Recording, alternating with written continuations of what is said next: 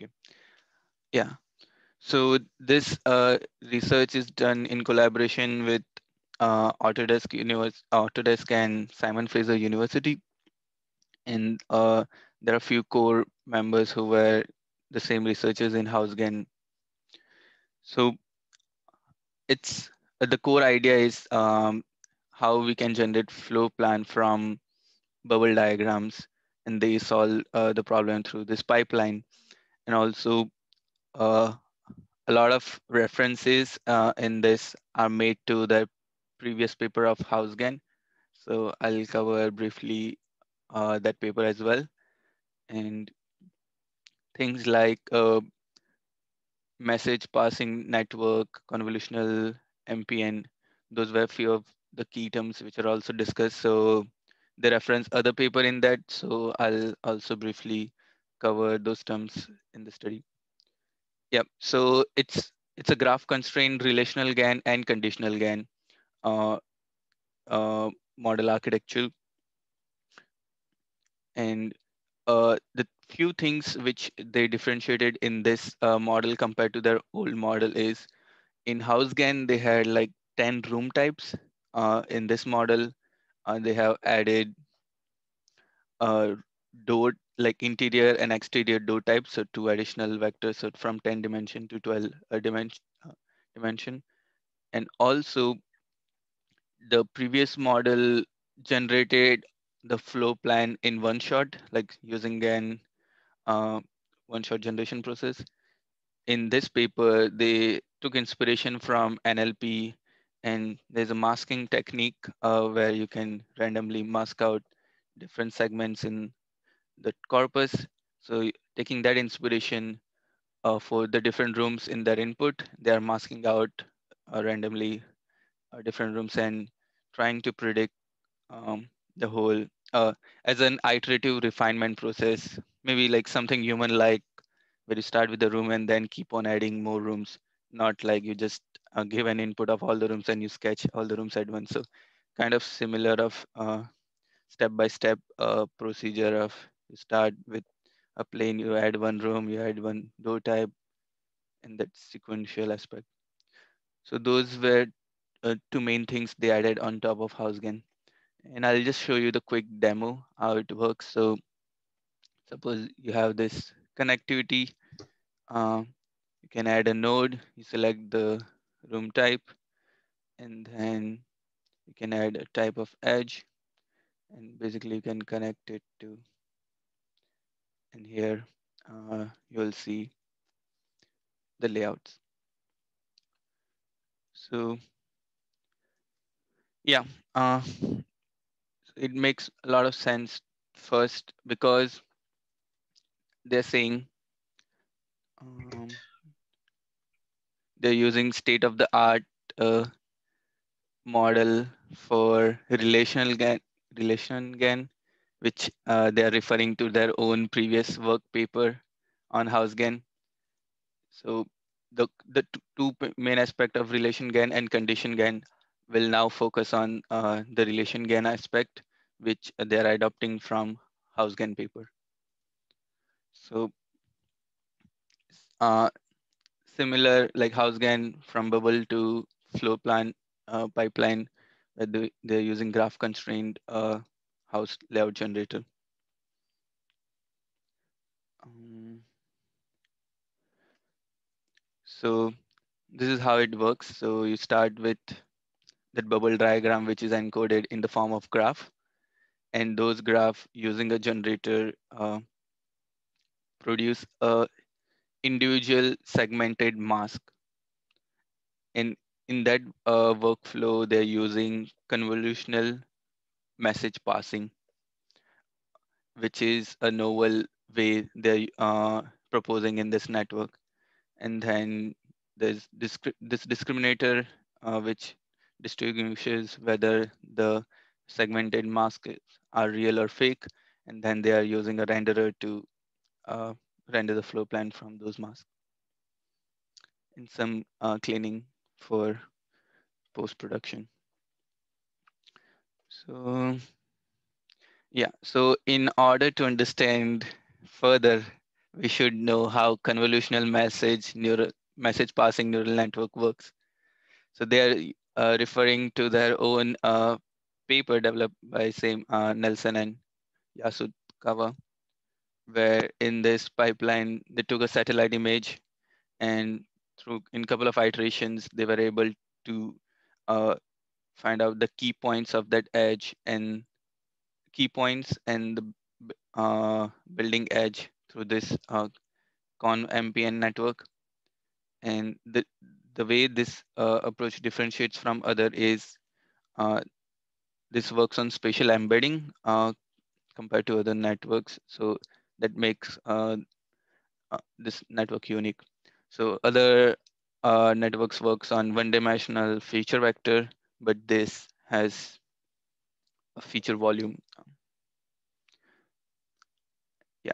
So I think if in order to get a better understanding how the message passing network works, it's all it works on graph convolutional network. So I'll briefly uh, show, like, this is a good video where you can imagine. So for example, you have a graph network with all this nodes,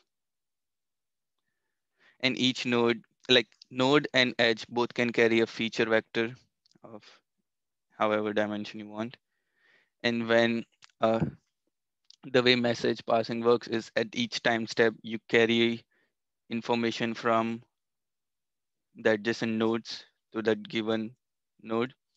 And that's how, as you can see, in time t equal to 0, all this nodes feature, like this is completely orange, completely green. At the first time, this node is now having information of this node as well as this node. So you can see some aspect of blue. And by the time of couple of iterations, like this node will have information of like a lot far nodes in the network.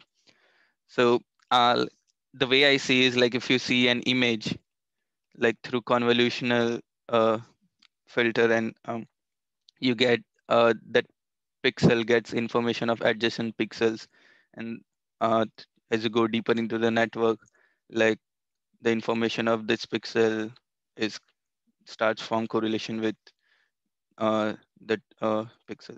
Similarly, like it's kind of how you find relations between, like, in in the nodes. This graph has this message passing technique in convolution. Convolution is a way on images where they share the information about adjacent. So yeah, I think this message passing is important to understand Con-MPN, then HouseGAN, and then HouseGAN plus plus. So if anyone has any question in this, we should clarify it right now.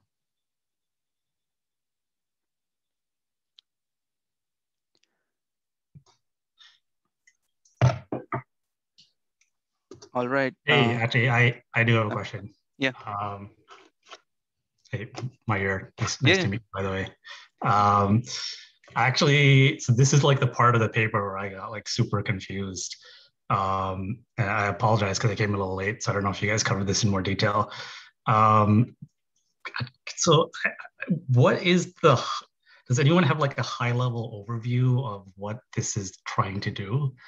Because or is there like an analogy to like another common type of neural network architecture that like makes this a little bit more um yeah, that would like try to explain what this is trying to do? Yeah, sure. So on very high level, what it's trying to do, it's combining graph plus CNN plus GAN. So all the room types or the input query, let's say the number of rooms, are encoded in the form of graph structure. And then they're proposing in one of the previous paper, convolutional message passing on graph, which is different than GCN or GNN, because they had like spatial embedding, which converts like one-dimensional feature into uh, like 3D tensor, like a three-dimensional feature volume, which makes it more applicable for uh, this kind of task. And then they are using a generator discriminator when this graph produces room segmentation, and how if the generator is real or fake, like that's been determined by discriminator. Okay, so the convolutional message passing, it's a graph that is embedding the adjacencies as part of the context to the vector that's being input, right? Like it's kind of like when you have like NLP, there's your word and then there's like context. And the context words are, I think, like also in NLP, they mask it sometimes, which I think is how they were inspired as well. And so the context words are, I think they're also one-dimensional vectors, and then they all get like projected into some subdomain. Okay, so is my understanding correct then that what convolutional MPN is trying to do is it's roughly that idea, but it's preserving a spatial, like a graph is not, it doesn't have actual spatial information, but in this thing, it's like preserving some sort of spatial relationship between context and your, uh, and a space. Is that roughly correct? So I would say there are two components to this. So when you mention about masking in NLP, like that masking strategy is adopted in HouseGAN++ for iterative training. So let's say you have this ground truth, you can just like mask out other rooms, edges, flow types, and this is the sequential training that, okay, you start with 0, ask the network to break the whole output, then you insert a condition of one room and it gives this output. You add one room and one door type, and then iterately you, so that masking strategies for like from NLP is inspired for different room types, how we can randomly mask, like random 50% chance of, and how the network is trained. But for Conv-MPN, so let me check if I have the sketch. Uh, so what they are doing is, if so, let's say you have this graph with node. Generally, like either node or edges will have this feature vector. So they're converting this feature vector in feature volume, which has spatial embedding, and which makes like this more appropriate for, I would say, AEC related task. Maybe I might have marked in HouseGAN. Um, So each node is a feature, and then the feature is getting converted into feature volume.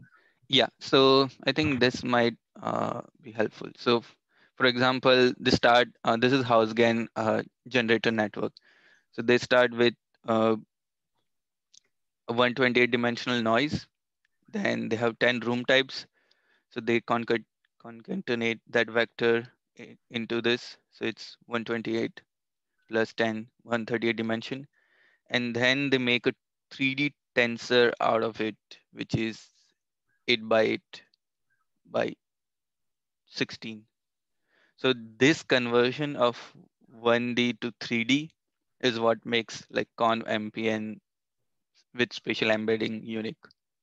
And Got it. and then Okay. because we have this 3, then you can pass convolution to upscale. Okay. I don't fully understand, but it's definitely, I think it's a little bit more clear. So thank you for clarifying it. Yeah, I think if like this is the architecture. So this is that 1D Conv-MPN feature volume in 3D tensor, upscaling it to 32 by 38. And then the output is 32 by 32 by 1, which is room segmentation mask. Got it. Okay. But I also don't want to monopolize take up all your presentation time. So I'll also look into it a little bit more on my side. But that helped a lot. Yeah, Thank you. cool. Thanks for asking. So where were we? Yeah. So we got a basic idea how graph neural network works, how the information from neighboring nodes, how that features in is being passed on to the feature. So the way it helps me, like for example, to visualize is if you have a neural network, let's say you have this hidden state, and then you have an output. Like I imagine this node with this feature volume, let's say time t equal to 0, and then once the message is passed at time t equal to 1, there's hidden state of another t equal to 1, and then yeah, t equal to 2, where the network goes. So it's, I imagine like this as in each node in that has their own hidden states and hidden layer, like feature vectors in hidden state are like stacked for each time step, if that helps in visualization. So each node has their own stacked feature. Cool. So this is very high level how message passing works. And yeah, just if you want to get better understanding through equations, so it's a hidden state at node V, which we are observing in the neighboring nodes W. Their hidden state feature is being pulled, and there are various methods how you average it out or add those features into the current uh, nodes feature. And these are like edges. So this is hidden state equation, and there's like readout and update message. So update gets values from other nodes features, and readout is just reading out. Cool. So we got how MPN works. We'll discuss briefly how Conv-MPN works. So yeah, I think we feature volume, it encodes messages instead of fully connected layer. So which is traditional MLP. I think there is, yeah, the main point which we want to take from this Hey in Mayur, paper. Yeah. I have a question. Hi, nice to meet you, by the way. Hmm. Regarding your previous, like the previous thing which you're talking about, the graphs communicating to the nodes communicating to each other. Hmm. My understanding or visualization of it is like coming from NLP, where you have like a sentence and the word keeps context of whatever is behind it. In this case, we are forming it on a graph. So the graph needs to know how its neighbors look like. So it's kind of like communicating to all these other nodes and maintaining instead of like a feature vector of volume because it's like one more dimension. Is that the right way to visualize this, or is there a better way to think about it? Yeah, like feature volume is very specific to Conv-MPN, but generally like if it's way better if you it to understand in one dimension. And I think you correctly put it out. It's the way we are getting contextual information from other nodes. Yeah. So is it right for like the way I'm trying to visualize this or think about is like one thing which is not clear to me, which is clear in like a 2D space, or let's say if all of these nodes were laid out one after the other, right? Is that in that particular node, you kind of store information about what was before and what you provide in a way in NLP, right? But in this 3D model, in this 3D or not 3D, but like in this graph-based model, the node, I still am not sure what each node holds individually. Like what kind of information does it hold? Like what do the feature volume represent for that node? Because I could start from any of these nodes, right? And then try to generate something. So I'm not sure what starting from one particular node versus starting from another node means in this model, because I know what that would mean in say like NLP world. Like I can imagine that, but not in I, this case. So I I see. think that's where I'm confused. Yeah, like if we take some real life example, let's say we have this graph network on transportation. So each node could mean like a particular bus stop, bus stop A, bus stop B, and each edge might determine the transportation or traffic features, like how much time generally it takes, like weekday, week of feature, like, and each node bus stop can determine what's the frequency of the number of buses at that bus stop, or like is it more touristy over weekend, weekdays? Like a lot of features associated with that bus stop Got could it. be the Got node it. Yeah. features. So, okay. So, like, I'm sorry, I'm like taking too much time, but one last thing. Mm. So, if we are like talking about house scans, like we are talking about like 3D space. So over there, each of these nodes would probably encode something about a room, right? Something specific about that. Like that's how I'm trying to like understand this because I'm trying to correlate what the example you just gave about bus stops, mapping it to what it would mean in a house like environment where each of these nodes would probably represent like say a bedroom or a living room or something like that, and these relations between these nodes, they are like a distribution of the features. So what I still am not sure about is why is this graph not fully connected in HouseGAN, for example, versus why is it like so spatially connected?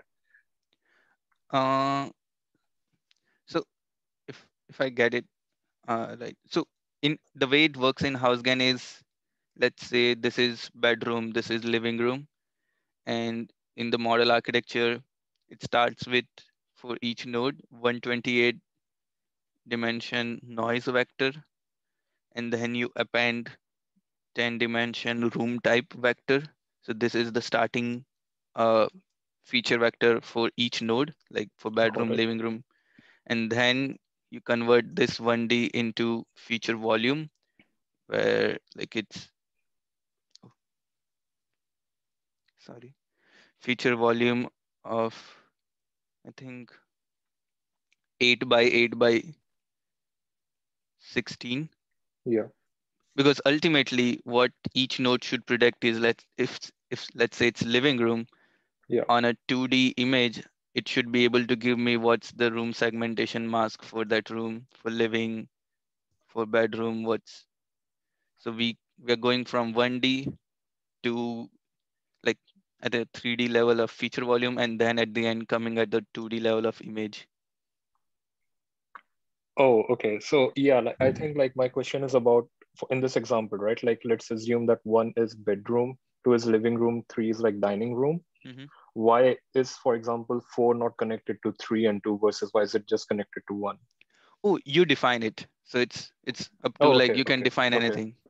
Also, this is our input graph, right? The one which you're creating and then training things based on this kind of graph constraint. Is that correct? Yeah, this is your input. Okay, So it's, okay, cool. you can customize it whatever you. So they Got have, it. the assumptions are like the user will input maximum 40 rooms. That's, but yeah, it's more than enough. Yep, got it. Thank you so much. Yeah, no problem. Thanks for asking. Mm. I just wanted to, I think an interesting kind of question or point maybe to raise is it's interesting to compare this to the last paper because here it seems like there's this interesting combination of embedding this 10D room vector plus the convolution. The convolution is getting this like local image information to generate the room geometry, and then there's like this.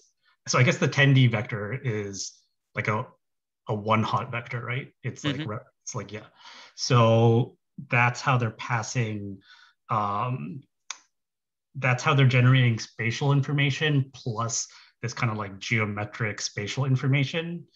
Uh, and it's it's I think with VIT we see that there's actually some success in encoding spatial information through like the positional embeddings, right? Because they did it in 2D, and then what they did was they didn't map adjacency information explicitly, but they had this clever way of calculating similarity of different image patches And then basically the the embedding, which they did at the beginning, basically made sure that you had similar, like within the lower embedded space, all the vectors were close together. So then when you use the like cosine similarity and then the softmax, you were able to create this probability distribution that like was able to globally identify similar geometries.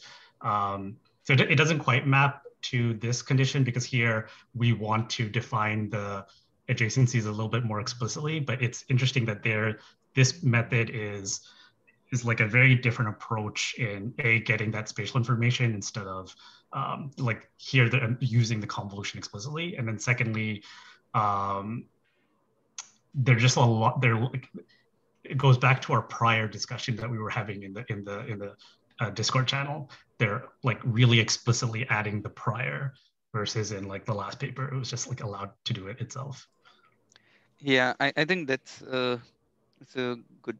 I was like thinking when I was reading more. So in convolution, it uh like once you go deeper into the network, like in earlier layers, it will be able to map uh adjacent like relationship accord like with of nearby pixels getting pulled.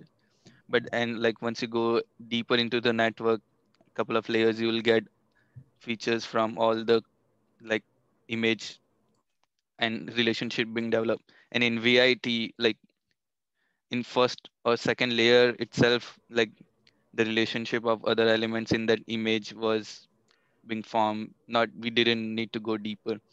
And in graph, the way I saw it, like every image, let's say just if you're like there would be like says trees or buildings.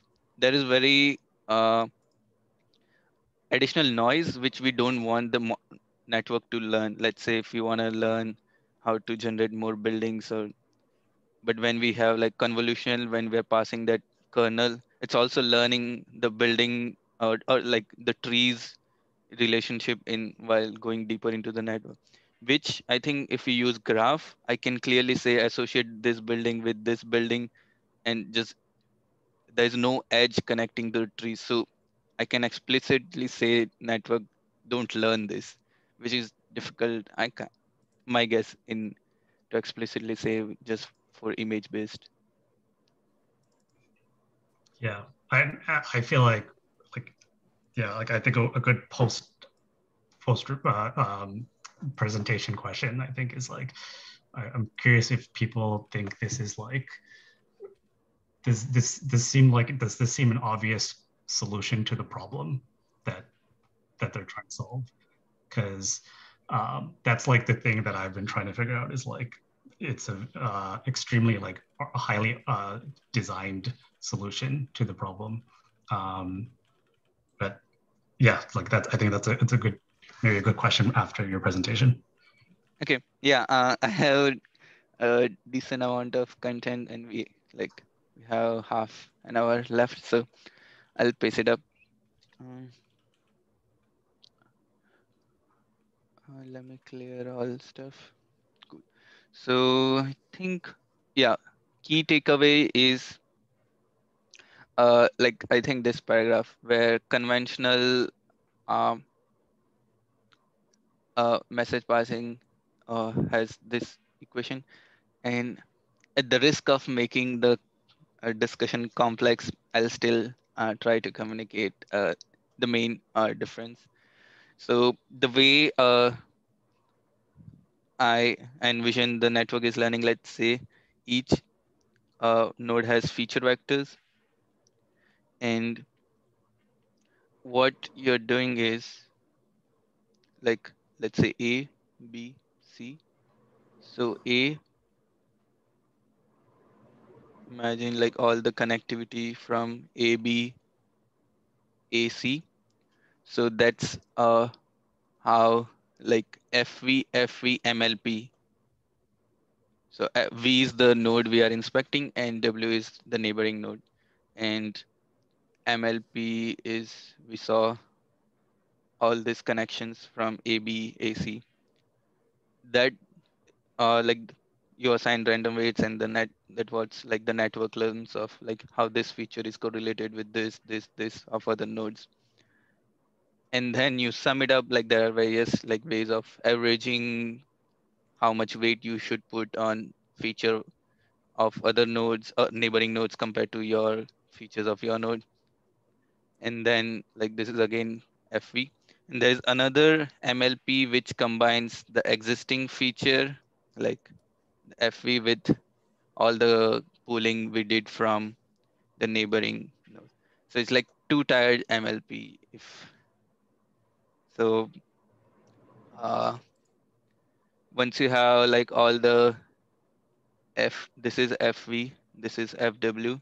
So once you have some summation of all the FV, like AB, AC, then you have another MLP of this FV, and whatever mechanism you decide for concatenation averaging, with there would be ultimately this would result in, let's say, FV dash. There would be another MLP of this FV dash, and you're running. So MLP tier 2, MLP tier 1. I am really, I haven't sketched it well, but that's one of, like, that's the way I understand. But here, they are removing that, and because they're converting from like 1D to this feature volume, they're just asking take the pooling of all the feature volumes of adjacent node and just apply it CNN once. So if I were to explain, let's say each of this will have like a feature volume, and just for the sake of simplicity, we can say just add all the feature volume A, B, C, and we'll get a resultant feature volume and FV dash, and you have currently FV for that node, and then you can just apply CNN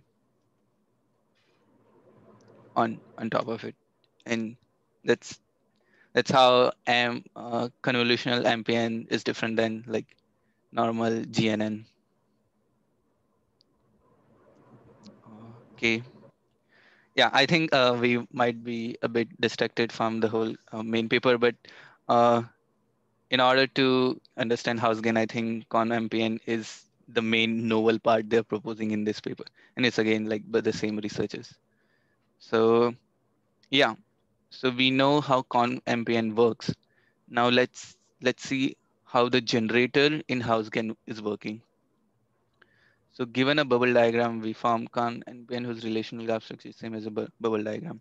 So yeah, so they start with 128 dimensional vector with normal distribution. They add a 10D room type vector, so which makes it 138. Then Conv-MPN stores this features as 3D tensor in output. So this 138 dimension is converted into 8 by 8 by 16. And you can see, if you see here, 1 by 38 is converted into 3D tensor of 8 by 8 by 16.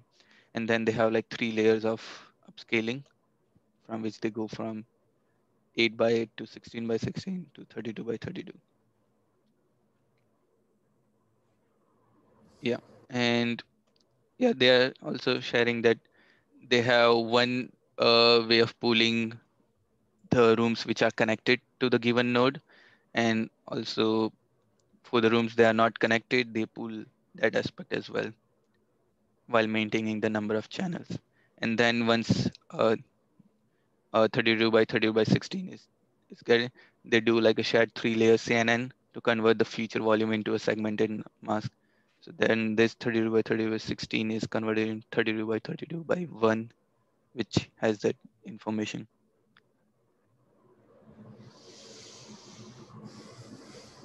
Yeah. I think so. To summarize, you give an input in the form of this node. It will make, like, based on this connectivity, each of this room is a node, and each edge is connected. It's connected, and then from 1D feature vector to room segmentation is the whole journey of this generator. So one, I think one thing uh, it's like I think it's important. Like when we say feature, like even in GAN, you start with a random noise as a generator and then you train it to. So here they're using the noise, like this is 128 dimensional feature noise, the way I understood. And this one hot encoding of 10D directs based on the room time. And the discriminator is the whole thing, but in reverse order. So 10D converting into linearly expanding to 8,192 dimension, then 32 by 32 by 8, concat 8 by 8 by 8, 3 layers CNN, 128 dimension, pooling, and then one scalar output of D, whether it's real or fake.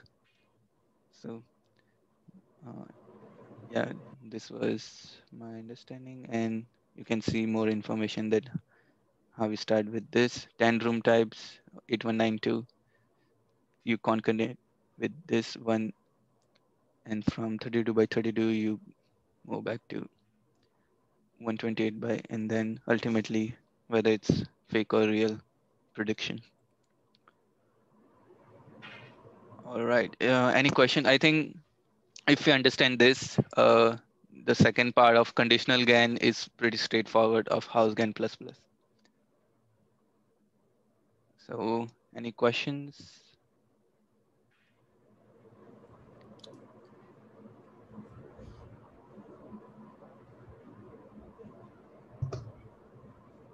So sorry, so you're finished the presentation? No, like I finished the Okay. HouseGAN part. Okay. Yeah. Cool. I don't have any questions. Yeah, Yeah. yeah. Maybe give me. I'll take some time to finish the plus HouseGAN++, and we can do like a general discussion. Right. Cool. Yeah, and in the paper, yeah, this is the linear pooling we were talking. They compare it in the results, like how this is performing with other, like just CNN based approach, GCN, CNN only. And I don't know if it helps, but even like they explain the implementation process for if it's just CNN. So they start with like 40 rooms. Uh, so 10 dimension room vector type for 40 rooms would give like in total 400 dimension, and this 40 rooms can be connected into 40 C2. Like, so again, this is just a comparison with how their model performs with other networks. So don't get confused with this implementation with the actual model architecture. But just for visualization purpose, this helps how they implemented other. So 128 dimension vector noise, 40 rooms, each of 10 dimensions, so 400 of that dimension, and 40 rooms can be connected like 0 or 1, like 40 C2, so 780. So that's how like they're making 1308 dimension vector for CNN, and then again feature volume pooling inverse to compare how this model works if we just go ahead with CNN based approach. Similarly, GCN. So the three ways they are like comparing like the diversity of the output, compatibility, and what is the third one? Realism. So this is how like they compare the output results. So diversity is I think using FID score. Yeah, FID score. Realism is like very subjective. They ask students and professionals to rate their work versus architect's work, and compatibility is what is it? Yeah, equation and CNN. All right, so we understood what is message passing, what is convolutional message passing network, what is HouseGAN. And as I said earlier, what HouseGAN++ does is they understood, like first they added integer exterior door types into the network. So this network is just producing boxes. Now this one has doors into it. Also, this network plus plus is iterative, whereas this network is one shot generation where it generates the whole layout in one go. And they're like taking inspiration from NLP. Cool. So this is taking function graph instead of adjacency. Graph constrained relational GAN, which is HouseGAN. Surprising discovery of a research is computational of a non-iterative training process dubbed component-wise ground truth conditioning is effective in an iterative generator. So it's saying how the if I get it right, the mask-based training is more effective. Like each component of the ground truth is like masks. Meta optimization. Yeah. Yeah, they have used RPlan dataset. I think a lot, like if you see graph to plan paper, a lot of papers in flow plan automation are, I have seen they're using RPlan dataset. Cool. Traditional method, one step, joint generation.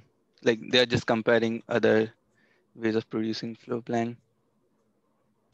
And I'm yet to review, but I like GAN Hopper is like look like an interesting approach, which also does joint generation and refinement.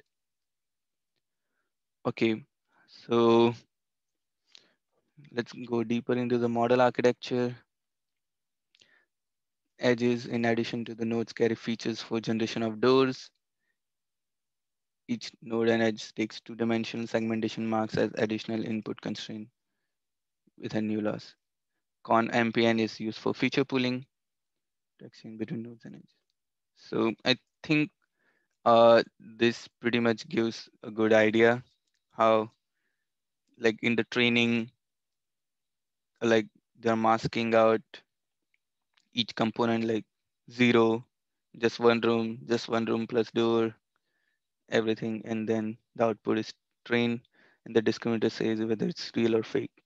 And like step one, step two, like these are the condition. So that's why condition-based iterative refinement is the whole novel framework they are proposing. Cool. This is the same pooling, like CNN-based pooling, which we discussed earlier as part of HouseGAN. The 4.1 explains the stuff we discussed earlier. This is the addition of masking, which they are inspired from NLP. Good condition with 50%. And yeah, so one thing, it's interesting. So let's say there are 5 rooms, and each room will have like a number set. Let's say bedroom has value 3. So that random value 3 suggests like on third iteration, it will be unmasked, if I get it right. Yeah. So that's how,